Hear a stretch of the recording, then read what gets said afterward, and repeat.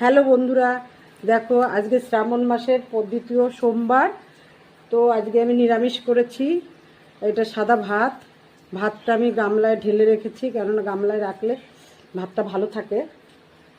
এটা সমস্ত সবজি দিয়ে, মানে অনেক রকমের সবজি দিয়ে এটা একটা নিরামিষ করেছি।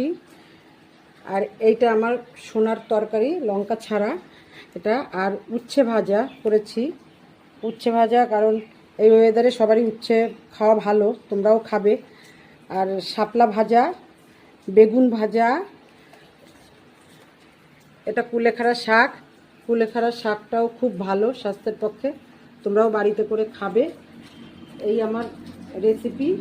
হ্যাঁ, কেমন হয়েছে তোমরা কমেন্ট করে জানিও বন্ধুরা। শুভ দুপুর বন্ধুরা, তোমরা ভালো থেকো, সুস্থ থেকো। আমি পরের ভিডিও নিয়ে আসবো।